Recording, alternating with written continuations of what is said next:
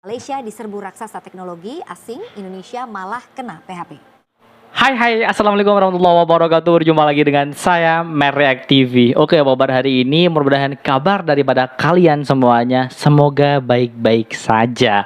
Oke teman-teman, di video kali ini ya saya ingin mengajak kalian semuanya untuk bersama-sama ini reaction atau sama-sama menonton lah istilahnya dengan saya salah satu video yang berjudul tentang Malaysia diserbu raksasa teknologi asing, Indonesia malah kena PHP.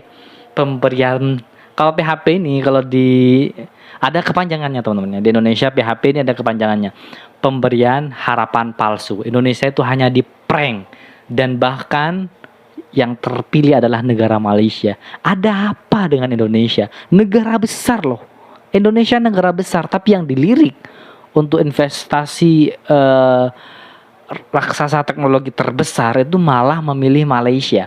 Oke, seperti videonya, jom kita play bersama. Let's go. 3. Pemerintah terus berupaya mendorong investasi masuk ke Indonesia, termasuk perusahaan teknologi raksasa dunia. Namun sejumlah raksasa teknologi diketahui lebih memilih berinvestasi di Malaysia, Vietnam, dan bahkan Singapura dibandingkan di Indonesia. Wah, itu kan. Apa yang sebenarnya membuat Indonesia kurang dilirik oleh asing? Kita simak informasinya lebih lengkap lagi dalam Malaysia diserbu raksasa teknologi asing, Indonesia malah kena PHP.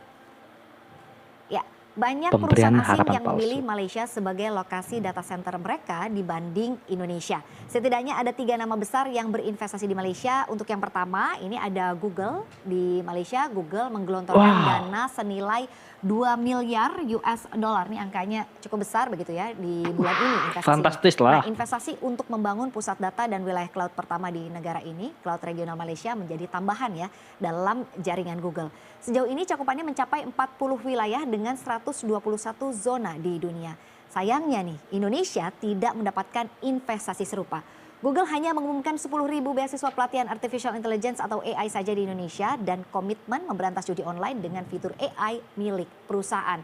Nama lain yang berinvestasi di Malaysia adalah Microsoft, pemirsa.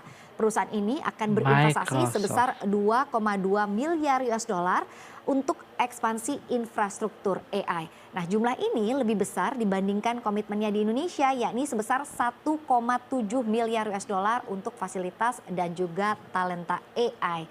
Nah, terakhir ada ByteDance, ini induk usaha TikTok juga berencana berinvestasi untuk membangun data center di Malaysia. Ini besarannya berada di 2,13 miliar US dollar, pemirsa. ByteDance lagi-lagi Malaysia terus loh. Bahkan ini perusahaan TikTok loh teman-teman ingin investasi ke Malaysia. Kenapa harus Malaysia kan ya? Indonesia tidak kalah saing sih sebenarnya. Tapi pertanyaannya, kenapa harus Malaysia yang dipercaya? Indonesia akan memperluas fasilitas pusat data di kawasan Johor dan perusahaan ini juga akan memberikan investasi tambahan senilai 1,5 miliar ringgit. Sementara itu pada pertengahan 2023 lalu, ByteDance sudah lebih dulu berinvestasi di Indonesia, tapi jumlahnya ini sangat kecil ya jika dibandingkan dengan angka investasi di Malaysia begitu ya, yaitu berada di 12,2 juta US dollar untuk membantu digitalisasi usaha kecil dan juga menengah. Dana tersebut juga diniatkan antara lain sebagai hibah untuk bisa memudahkan sebanyak 120.000 UMKM beralih ke bisnis online dan berpartisipasi dalam ekonomi digital di Indonesia. Nah, lalu selain ketiga perusahaan teknologi tersebut, perusahaan asing mana lagi yang lebih memilih untuk berinvestasi di Malaysia jika dibandingkan dengan Indonesia? Begitu ya, kita lihat di slide ini. Indonesia.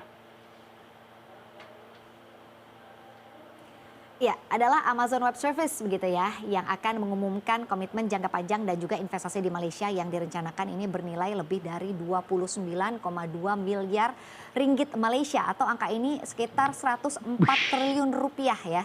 Nah, hal ini diungkapkan oleh Perdana Menteri Malaysia Anwar Ibrahim. Dalam video rekaman yang dibagikan melalui akunnya di Facebook, Anwar mengatakan AWS telah mengumumkan peluncuran AWS Asia Pacific Region yang berpusat di Malaysia. Nah, Anwar sendiri mengaku sangat gembira dengan potensi inovasi baru ini dan potensi inovasi yang akan dihasilkan dari transfer teknologi, pengetahuan, dan banyak lagi yang dihasilkan. Nah, investasi ini menjadi sebagai dari salah satu yang terbesar ya yang dilakukan perusahaan teknologi global di Malaysia. Penanaman modal ini juga menyusul Mhm. investasi yang telah diumumkan sejak Desember 2023 oleh pemimpin-pemimpin perusahaan Sejak teknologi Desember. global seperti ada Nvidia, Wow. Google, Microsoft, Infineon, dan masih banyak Wuh, lagi. Dan menurut itu perusahaan besar loh, Ton. Perusahaan terbesar di dunia, Microsoft, itu Google, itu yang kita pakai selama ini loh. Mereka adalah perusahaan terkaya dan terbesar dan tetap melirik Malaysia, tapi bukan Indonesia. investasi ini Ada merupakan apa? pengakuan ya atas keberhasilan yang telah dicapai oleh pemerintah Madani ini dalam menciptakan lingkungan investasi yang menarik, terbuka, dan juga transparan. Ia juga menyebutkan ada beberapa komponen dalam hubungan baru antara Malaysia dan juga AWS. Untuk yang pertama, begitu ya, AWS ini akan berinvestasi dalam membangun pusat data fisik di Malaysia. Sehingga ini menjadikan Malaysia sebagai salah satu ya dari 34 wilayah dalam peta infrastruktur global Amazon.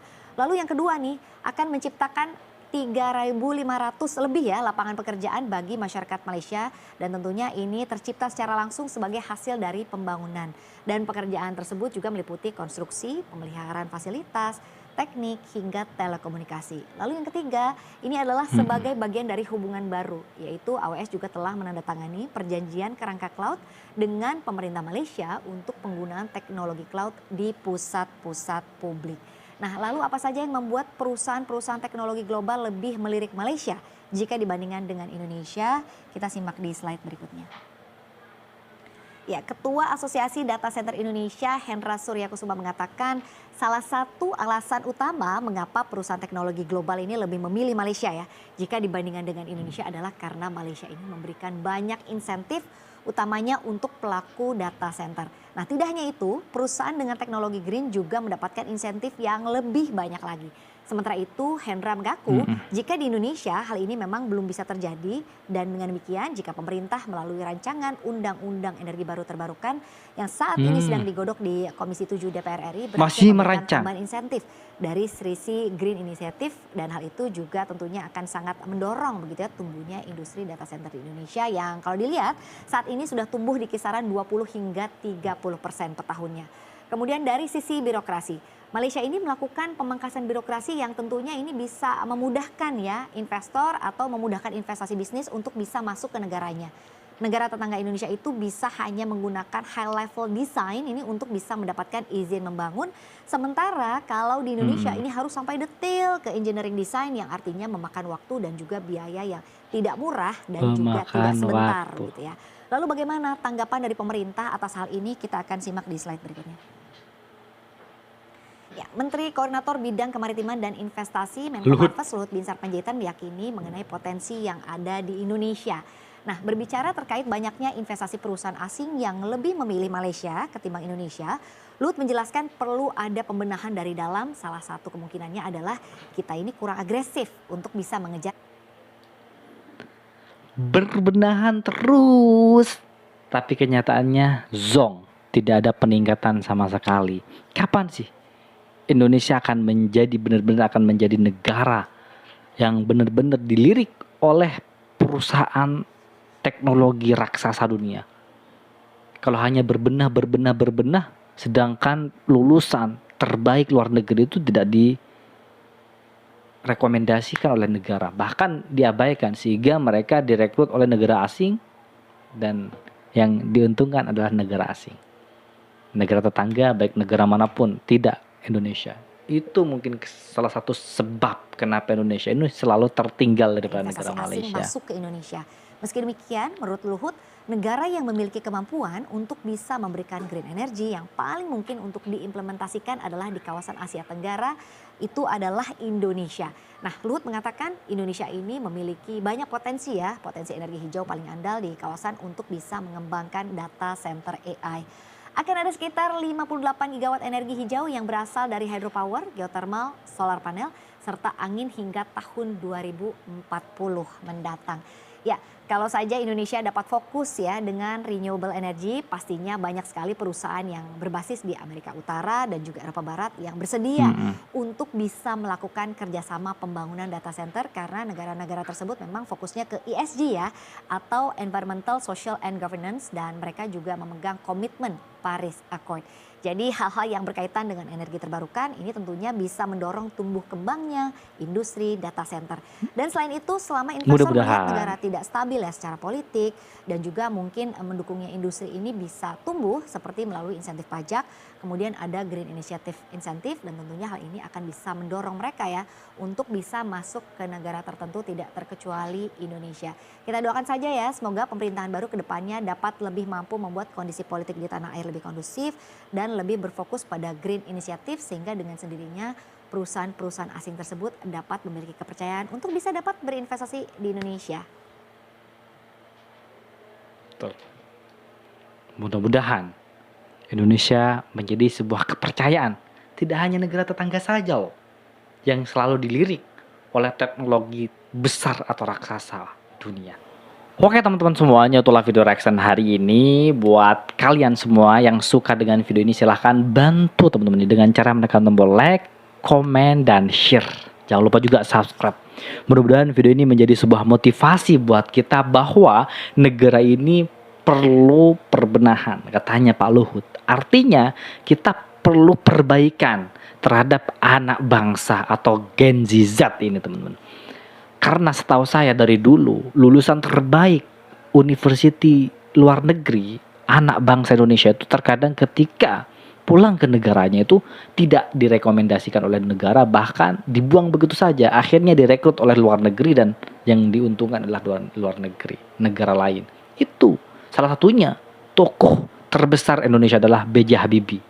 Dia bisa membuat pesawat, sedangkan beliau ini tidak dihargai di negaranya sendiri, akhirnya direkrut oleh Jerman dan Jerman pusat pembuatan pesawat terbang pertama dunia, dan akhirnya Indonesia tidak punya dan sampai detik ini belum bisa seperti itu, dan beliau B.J. Habibie sudah dipanggil terlebih dahuluan oleh Allah Subhanahu wa taala. Mudah-mudahan beliau diberikan tempat terbaik.